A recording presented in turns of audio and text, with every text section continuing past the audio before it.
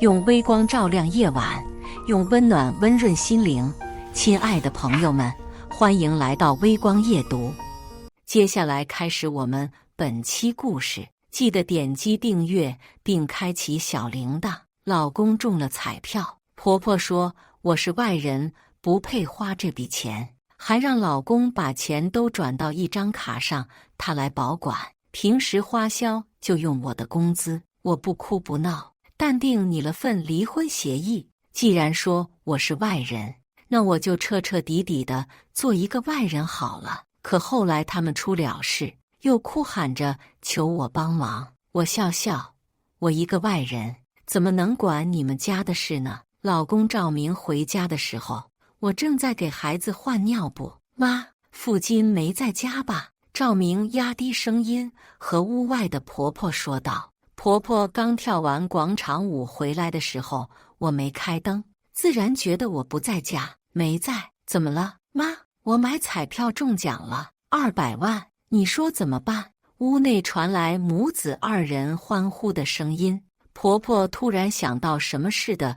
嘱咐赵明：儿子啊，这事千万别告诉父亲，他只是一个外人，不配花这笔钱。赵明连连应声表示同意。我也觉得他充其量就是个家庭保姆，能给他一个家都是对他最大的恩赐了。婆婆坏笑道：老儿子，咱俩这可真是想到一块去了。他家穷，要不是靠咱们能在这个城市立足吗？他知足去吧。老儿子，你把这笔钱转到妈的账户上，先花他工资，回头等孩子不需要喂奶了，就踹了他再找。我们之后找个门当户对的白富美。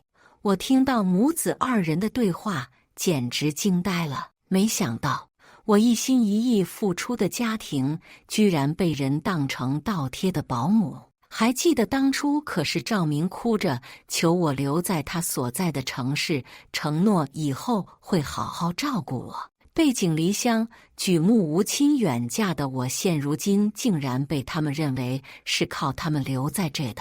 这对母子曾经在我面前演的对我情深意重，如果不是我今天意外听到了对话，我可能会一直掏心掏肺到他们把我踹走。婚自然是要离的，气也自然是要出的。好在我们住在1楼，有一个开门的后花园。我从1楼的户门走了出去，装作什么都没听到的样子。好啊，既然说我是外人，那从今天起我就彻彻底底做一个外人好了。我独自在外面的花园走了好久，刺骨的秋风吹在我身上。想当初，赵明求着我远嫁，家里并不看好，我因此和家里决裂。如今我一边消化着刚刚婆婆的对话思路，却逐渐变得清晰明了起来。孩子如今还没满月，可我的恋爱脑算是彻底好了。原来我不管付出多少，仍旧被认为是没有血缘的外人。当务之急，我打算先把刚生产完的身体养好，再慢慢思考对策。晚上我回到家，婆婆正坐在客厅里摆弄着手机。晶晶啊，你不是卖金镯子的吗？妈想买这款，你能不能给妈买一个？我看了看婆婆手机里的照片，那款金镯子的工艺和克数，目前来讲少说也要2万块。要是之前，我通常会二话不说的紧衣缩食给婆婆买下来，并且不要1分钱。可是想着他们母子二人刚才的猥琐行径，我必须好好抗争到底。妈，这款镯子我们内有，但是不便宜，价格要2万5。多少？婆婆张大嘴吃惊地看向我。你不是内部人吗？怎么找你买镯子还要钱？婆婆一脸的不可置信，仿佛刚刚彩票的事她什么都没说一样。我们是相亲相爱的一家人，你居然还想管妈要钱？老公赵明立刻附和道：是啊，晶晶，咱们都是一家人，你能不能别斤斤计较啊？你知道我就是喜欢你的大方劲才娶的你。我看着这母子二人不要脸的样子，真是双标二人组啊！他俩中彩票和我藏着掖着，可转头居然就让我无私奉献，凭什么？妈，老公，不是我斤斤计较，而是我们也得走公司明账啊。之前咱家亲戚找我买了那么多首饰，都是我自己补的钱，我的工资都用来补账了，实在拿不出这2万多了。婆婆听闻，轻蔑地看了我一眼，道：“呵呵，哎，没想到自家儿媳指望不上啊。得嘞，明天我问问你家海姐吧。赵家海是二姨家的女儿，和我一样，也在金店做销售员，他们那也有这一款镯子。”第2天，我就看见婆婆显摆镯手上的金镯子，和她给我看的照片上的一模一样。哎呦，妈，这就买了，这可真好看！多少钱买的？婆婆一脸的得意，4万全款拿下。我惊呼：妈，这款镯子工艺是好看，可这个克数怎么也不值4万呢？我这边才3万呢。婆婆冷哼道：你家海姐说了，你们家的镯子有瑕疵，所以才便宜。我还是信得着她。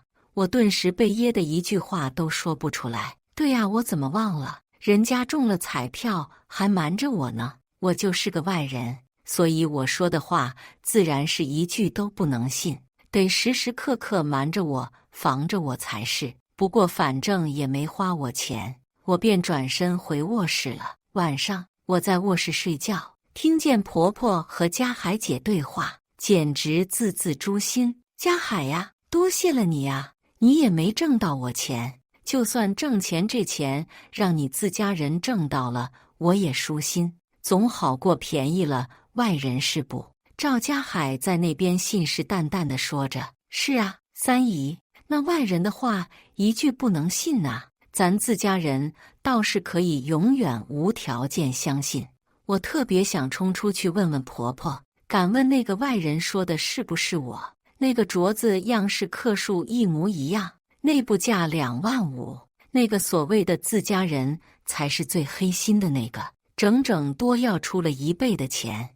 我一边安慰着自己别和他们一般见识，一边想着等出了月子就和赵明提离婚。这窝里横的一家人，我是1分钟也和他们待不下去。可没等我挑理，他们自己就开始主动作妖了。许是婆婆觉得她儿子中彩票了，便开始飘了，形势逐渐开始疯癫。晚上，婆婆便开始在家族群里内涵我，这镯子我越戴越舒心，好在没听父亲的话买她那个，还是家海真心待我，三姨喜欢就好，咱自家人永远相信自家人，不像有的人家里人都坑，自家人的钱也赚。我呵呵冷笑了，这俩人还一唱一和，搭上戏台子演上了。什么自家人不自家人的，在那内涵阴阳谁呢？我真的烦他们阴阳这一套，要不就直接说，成天整这些膈应人的事。行，既然你自己撞枪口上了，大家都别好。转手我就把赵家海所在金店的内部参考价，还有我们家店的内部参考价，还有公众价格都发到家族群里。现在价格都公开透明的，到底是谁在挣钱？此言一出，群里顿时沉寂了。婆婆像是思考了好久，艾特我说道：你别在那挑拨我们家族团结，谁知道你是不是合成的图片？你一个做儿媳妇的要本分。我呵呵了，就你们那摇摇欲坠的感情，用我挑拨吗？妈，你之前不还说家海姐有孩子不顾家，天天往外跑吗？这是一家人该说的话吗？鉴于二姨夫还有二姐夫都在群里，此言一出，二姨自然要维护她女儿，于是便在群里立刻艾特我婆婆：慧心，你管好自家事得了，天天扯那没用的家长里短干啥？看吧，还用挑拨团结？哪里有什么团结？婆婆见状，立刻推开我屋里的门，指着我的鼻子痛骂道：父亲，我看你是疯了呀！你是啊，你看看你在群里说的什么话？我冷笑，冷静慵懒地说道：我看你才是疯了，老糊涂了。气你不是目的，目的是气死你。我准备在我养身体期间，尽可能的发疯气死这个把我当外人的婆婆和老公。毕竟这种仇人般的外人寿命长短，于我来讲真的无所谓。我是整不了你了，你等着之后，我让我儿子收拾你。晚上我在屋里睡觉，这两个蠢货又在客厅里毫不避讳地说着我的坏话。儿子，这个泼妇妈一天都忍不了，妈有个主意，你看看行不行？虽然尽量压低了声音，可传音却出奇的好。怎么，他们是觉得我失聪是不是？这是不是就叫传说中的大声密谋？简直蠢得要命！什么主意？妈，我听你的。我也早就受不了那个没情趣的疯婆子了。妈得到了一个内部消息，就是这个富盛楼盘，据说之后房价必涨，所以我想你那个彩票钱放着也是放着，不如用来买房子投资升值。俩人一拍即合，赵明连连开心地说道：“妈，你这主意太好了，一箭双雕啊！既能让资本升值，还能写你的名，省着离婚分财产。”婆婆得意地笑着：“我跟你说，妈是老江湖了，信妈的准没错。咱们娘俩才是一条绳的蚂蚱，你媳妇是吸我们家血肉的人，要时时刻刻提防着。”我在卧室被气笑了。这俩蠢货，我说他们什么好呢？他们这么防贼似的防着我，才是他们最大的错误。那个富盛楼盘，我早就有所耳闻，因为我爸是滕州市最大的房地产商，目前已经做到上市的程度。我的婚姻属于下架，为了避免影响我爸集团的股价，我自动和家里做了切割，甚至连婚礼都没办。可我也有着房地产的一手内幕消息，那就是富盛楼盘纯是被炒作起来的，目的就是为了圈一笔钱之后跑路。当然这个消息我不打算告诉客厅里的那两个蠢货，因为我有个原则，愚蠢外人的死活我一向不管。赵明买了房子，背着我把房子落在了婆婆的户名上后，瞬间有了底气，开始在外面拈花惹草。看着赵明 iPad 上发来一条条的酒店消费短信，我则睁一只眼闭一只眼，每天在家雷打不动，心平气和地练着普拉提，还有八段锦。赵明这种男人就喜欢吃屎，我也没招，谁让他是外人呢？外人的死活我真不想管。当下我必须好好养好身子，然后再一脚踹了他。婆婆美名其曰说着帮我坐月子照顾孩子来了我家，可这都快1个月了，却一点实事都不干。养身体期间，我必然是不能累到自己了。想着，我只好拿出自己的积蓄，给自己找了2个特级保姆，一个负责给我做可口的饭菜，兼具照顾孩子；一个负责给我捶背按摩护理。都说孕后是女儿第2次发育，这次发育我可得好好的把握好。婆婆来到我家的时候，看见2个特级保姆在屋里走来走去，瞬间懵了。不是，傅金，你越来越过分了。关注我，每天更新精彩故事。我一边练着普拉提，一边淡定地和婆婆对话。妈，别这么说，你还没问他们俩工资呢。张姐、李姐，告诉我妈，你们的月薪工资是多少？张姐、李姐得体优雅地笑道：“夫人，我们的月薪是5万。”什么？婆婆听到月薪后，脸色青红相接，看起来气得不轻。我回赠给她一个优雅的微笑。妈，怎么样？是不是觉得特别上档次？婆婆连忙对张姐、李姐说道：“你们被辞退了，我们不需要你伺候，我完全可以照顾我儿媳妇。”我连忙制止：“张姐、李姐，我给你们付工资，所以你们只需要听我吩咐就可以了。别人说话，你们都可以完全忽略。”好的，夫人。婆婆气得额头青筋暴起，颤颤抖抖地拿起手机：“治不了你了是吧？我治不了你，有人能治你。”我看了看婆婆打电话的人，是我的爸妈，亲家公。你们家孩子我可一点管不了了，要上天啊！我爸连忙问道：“怎么了？出什么事了？亲家反应这么大？”婆婆绘声绘色地说着：“我看你们也是普通家庭，知道挣钱不容易吧？可是他竟然请了2个特级保姆，1个月就要10万块呀！这样的儿媳妇谁能养得起啊？”我父亲的语气缓和了下来：“就这事啊，我还以为出什么大事了。你问问我女儿2个特级保姆够不够？不够的话，我等会再给她转500万过去，请100个，我女儿开心就好。”婆婆一听更生气了：“你有病啊！青天白日的得抑症了是不是？做什么春秋美梦呢？还500万？1万我看你们家都拿不起吧？”我看了眼婆婆，叹了口气：“这是怪我了，一直没告诉她我爸妈的身份。”婆婆气愤地挂断电话。婆婆这一通电话算是惊动了我爸妈，他们立刻给我打电话过来，各种嘘寒问暖，甚至还要给我雇几个保镖。晶晶啊，你过得怎么样？好不好？要是过得不开心，咱随时离婚。爸爸妈妈身为上市公司的董事长，还是有这个实力和底气的。我眼睛一湿，心头一暖，瞬间觉得有了底气。我说：“再等等，再等等，我还没报复够。”老公赵明凌晨回来了，我透过门缝看见赵明疲惫的样子，约摸着他这个点回来，估计是刚和人乱搞完。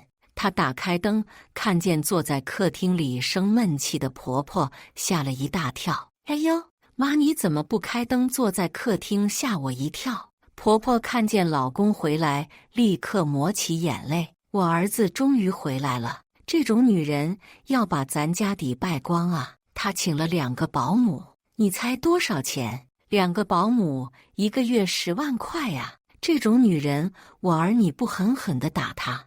我听见婆婆在客厅又哭又喊，黔驴技穷般的哭诉，心里别提有多过瘾了。我不是外人吗？身为外人的觉悟，我自然是一定要有的啦。想当年，我生完你可就立刻下地干活了呀！这女人真的是矫情的要死，这种女人你不打死她留着干什么？儿子，别怕，你现在就去打她，妈给你撑腰。大不了咱们再找，咱们找更好的。赵明一头雾水地听着婆婆一句一句地吐槽着，这才明白是我挥霍他的钱了，于是兴师问罪般地来到了卧室。不是你怎么回事？看来我今天不教训你，你不知道谁是家主了。赵明扬起手，想要朝我的脸扇过来。我迅速地抓住他落下的手，反手用尽全身力气，给了他一个大嘴巴子。赵明被打懵了，捂着红红的脸，呆呆地看着我。你疯了？我轻蔑地看着他。就你这窝里横的玩意，好意思自称家主？我告诉你，真正的家主是我爸那种只对我妈好，把我妈当成自己家人的男人。至于你这种，你不配。我过几天就会在线上发起离婚诉讼，记住，是我甩的你2个蠢货。说完，我就打开房门，大门口外站着4个一直等候的保镖，想要制止我的老公和婆婆。看着4个拦住他们的保镖，大气都不敢出。走的时候，我听见赵明对婆婆说：“没事，妈，她一个离了婚的女人，活不下去的。早晚会回来求我。”我冷哼：“谁求谁还不一定吧。”爸妈其实看到婆婆的样子，也大概能猜出我的处境了，所以下午给我安排了一系列的回家行程。我坐上爸妈安排的私人飞机，安稳地睡了一觉。这2年多的婚姻，恍如一场噩梦。如果没有那张彩票，我可能一直看不透他们的嘴脸。最难直视的，果然还是人心。回到家后，我天天养尊处优，已经忘了离婚这事了，就一直拖延着没发起离婚诉讼。赵明却坐不住了，他买了机票，带着婆婆来我家兴师问罪。他们来的那天，我父亲秉承着礼节，特意百忙之中抽出了一天时间。婆婆看着我家，满眼的不屑。这偏远的郊区地段，真的和繁华的化州市没法比呀！你女儿现在离婚，怕是以后的日子不好过了。我父亲像看傻子似的看婆婆。我们住的地方是有价无市的名人旧居，虽然看着狭小破旧地段远，但也是价值连城。我爸来了兴致，没有反驳他们，想看看他们还能继续说出什么奇葩的话来。我也不怕你们知道，我中了彩票，足足200万，所以孩子一定得是跟着我。我的工作也好，在世界前500强的创维集团上班，不像付金就是个小小的销售员。我和你说，付金想要回来，就得看你的表现了。婆婆听了这话，更是一脸的得意。想回来，也得问过我同不同意。怎么说也要在这给我下跪道歉吧。创维集团我知道，是我爸的集团。赵明，他在集团里只是一个普通的不能再普通的员工而已。我真是不明白他哪里来的自信炫耀，而且区区200万，我们家管家挣的都比这个多。之前我爸让我去暂时到公司旗下的金店做销售员，了解各个环节，为的就是锻炼我的能力，之后让我回创维集团当执行董事。我爸咯咯地笑了，示意他们继续说。我看着爸爸盘核桃的速度越来越快，就知道他们俩离遭殃不远了。因为每次我爸想整人的时候，都会加快盘核桃的速度。赵明，你觉得我女儿想回到你们家要怎么表现呢？没等赵明说话，婆婆便抢过来说道：“至少也得是有个儿媳妇的样子，再不济也得有点教养。”我爸乐了，亲家说的儿媳妇的样子是什么样？说具体点，我怕我家晶晶理解不上去。婆婆得意地笑了，她以为我爸准备收拾我。殊不知，我爸问他，只是为了一会不误伤他，自然是对我们家低眉顺眼，相夫教子。要知道，自古以来，女人的地位就是不如男人。以后他也别上班了，我们赵明1日3餐倒也供得起。他想得真美啊！我不去上班，好听他们一家人彻底的摆布。我爸收起手里的核桃，叫来了安保队伍。一行人齐整谦卑地走进旧居的时候，婆婆和赵明看傻了。副总有何吩咐？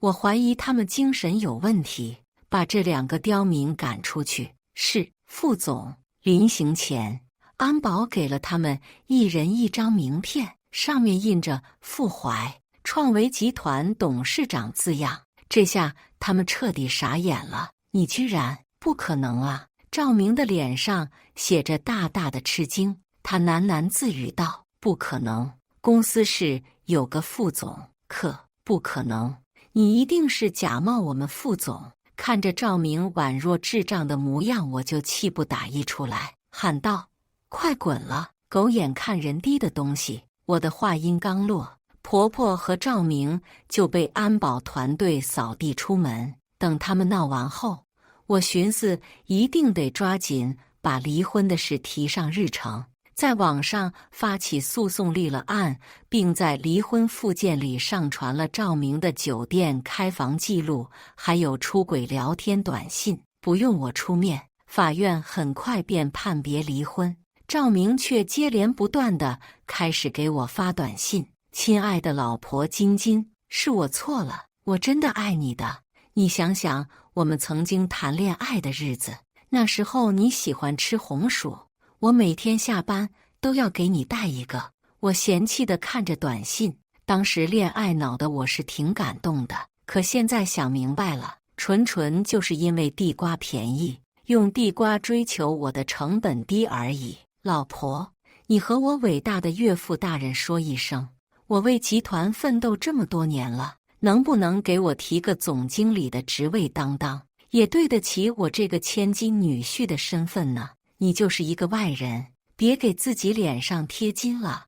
我惊叹赵明的厚脸皮，回了这句后，便把他拉进黑名单，真的是太影响我的食欲了。可接下来，我又接连不断地接到赵明家亲戚打来的各种电话。金金弟妹，你看之前是佳明姐我多有得罪，听说你是创维集团的千金，能不能帮姐升职？不好意思，我和赵明已经离婚了，而且我是个外人，没有义务帮助你吧？毕竟不是你说的吗？外人不可信。我特意把外人这2个字咬得很重，曾经认为我孤苦无依，就把我划分为外人的阵营。现如今我成了富家千金，便人人开始沾亲带故。在我又接到了几个亲戚的电话后，我都熟练地以外人的借口谢绝了。之后我听管家说赵明被集团辞退了，他在公司到处宣扬是董事长的女婿，可没人信。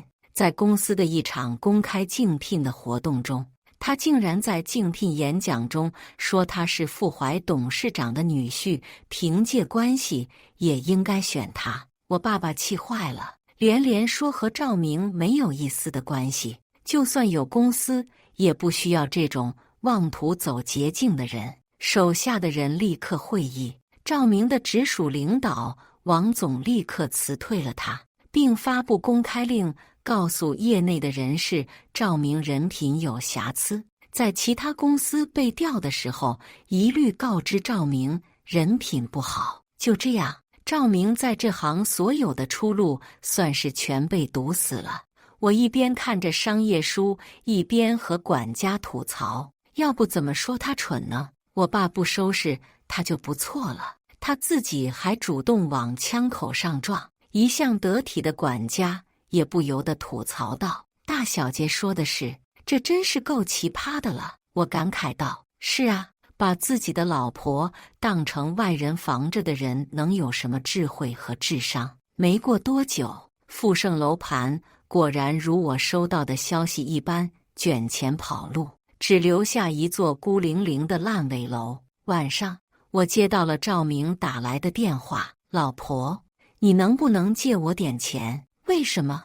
你不是中了200万的彩票吗？”赵明在那边痛哭流涕，悔不当初的感慨：“老婆，别提了，我投资的富盛楼盘跑路了，现在还剩100万的尾款没付。可是我工作现在也没了，咱妈也因为这个事急得住院了。亲戚们见状都避之不及，我只能来求助你了，求你帮帮我吧。”我冷笑：“别咱妈的，咱俩早就离婚了，我帮不了你，你自求多福吧。你怎么能这样？都说一日夫妻百日恩，你这可比外人还要冷漠呀。”我呵呵了，还敢提这茬呢？这时候我又不是外人了，你们不是觉得那些亲戚才是你们自家人吗？他们管你们了吗？你怎么不去和他们说这话？我给赵明对得哑口无言，半晌他都说不出话，挂了。以后不要再给我打电话，你我以后形同陌路。突然，电话那面传来了婆婆的声音：“我的好金金呐，是妈对不住你，我们是相亲相爱的一家人啊，你怎么忍心抛弃我们一家人呢？”我啐道：“谁稀罕做被你们窝里横的自家人？”对面再次陷入了沉默。赵明突然发狠似的压低嗓音对我说道：“行啊，敬酒不吃吃罚酒，咱们走着瞧，我一定让你们吃不了兜着走。”我不屑地冷哼：“就凭你！”挂断电话，我感慨道：“我真想看看这俩蠢货能做出什么花样。”集团的股价瞬间开始狂跌。打听明白事情的缘由后，我才明白，原来是赵明搞的鬼。他找了新闻媒体爆料，把自己母亲的病情归咎于事，被我气的，还指责我爸用自己的社会地位欺负他这个老实人，导致他找不到工作。这篇新闻报道的很是细节，导致社会风评开始同情他这个看似弱势的群体。真是欺负人啊！这是要把人往死里逼呀！是啊，万恶的资本家！要不是新闻曝光，我们还不知道他们有多嚣张呢。真是可怕！再也不支持创维集团了，竟然对自己家人下死手。新闻逐渐开始发酵，事件愈演愈烈，公司股价直线下跌。本就操劳的父亲又开始就发咳疾，我看着很是心疼。没想到我的婚姻竟然坑了自己家，但我自己惹的烂摊子，我自然有能力解决。我整理好了之前赵明和婆婆在屋里的录音、出轨记录以及赵明的竞聘词的视频，一一发布在网上，还有记者招待会之上。本想委屈自行吞咽，但奈何影响太多公众资源。我认为我有责任解释清楚这一切，所有的真相都在这一刻公诸于世。抱抱金金，你是真的坚强。你真不是网上说的那种势利的资本家，原来富家千金受了这么多委屈都没声张。要是我直接灭了这个赵明，是啊，女儿都如此独立清醒，想必创维集团在傅大大的带领下也一定没问题。支持创维。大家一致认为，一个在婚姻中经受摧残，都隐忍没有把渣男置于死地的千金，才是真正的弱势群体。创维集团的股价不但回到原先的市值，更是经此一役节节攀高，树立了良好的品牌形象。我在集团旗下的金店销售成绩也是有目共睹。加上我苦读下来的商业学位证书，还有集团影响力，至此正式被集团聘任为执行董事。在站在更高的视野下，我才明白这个世界究竟能有多精彩。庆幸自己之前没有和赵明这种烂人，还有各种烂事纠缠太久，毕竟我有无限可能。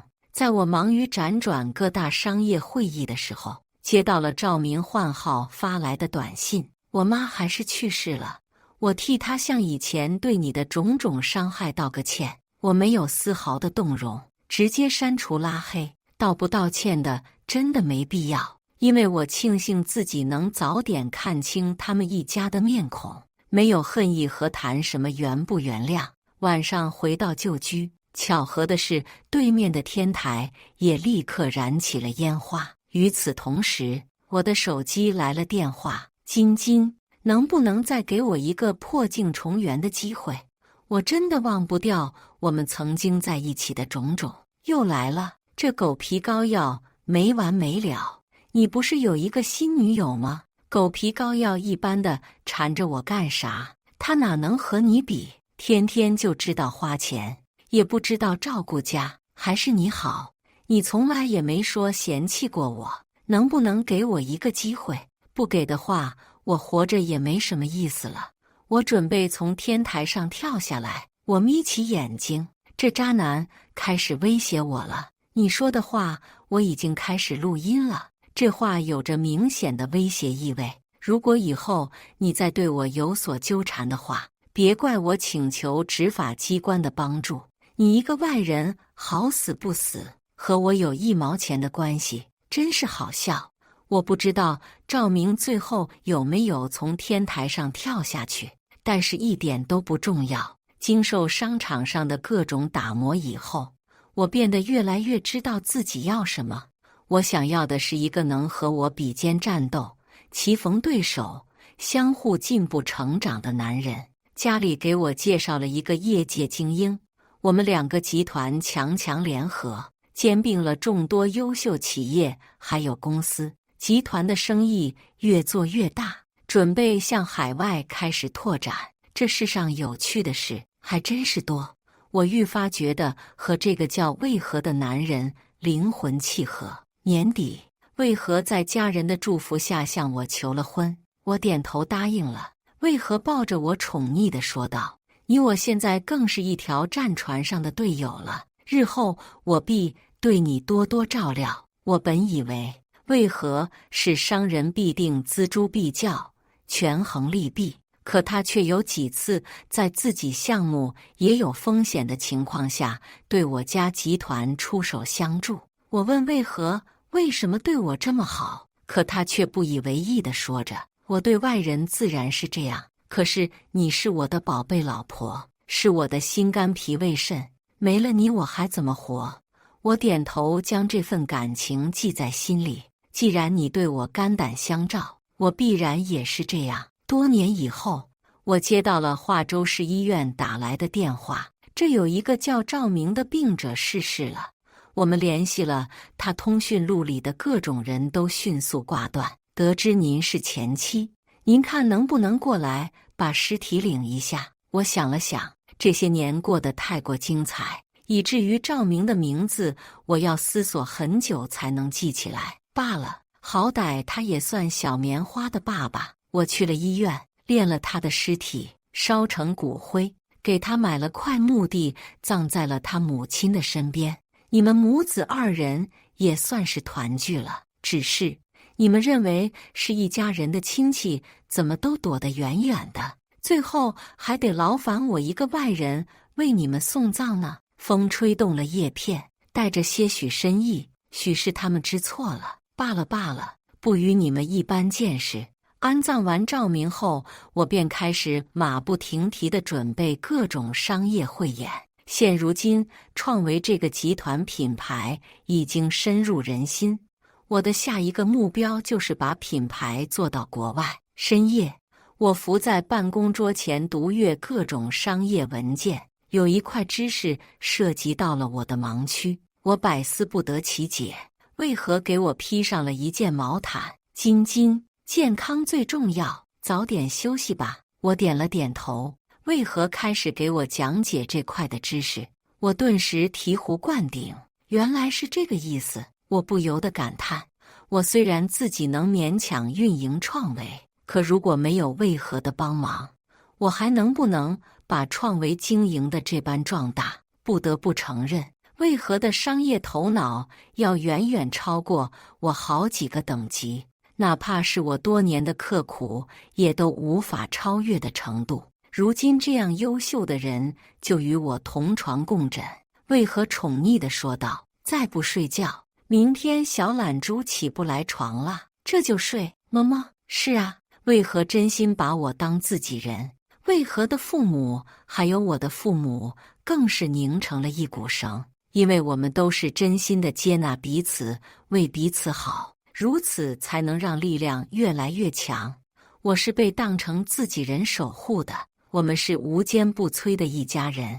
感谢大家的观看，欢迎大家在下方评论区讨论。如果你喜欢这类故事，记得点击订阅微光夜读，并分享给更多的人，这会对我帮助很大。再次感谢大家的观看。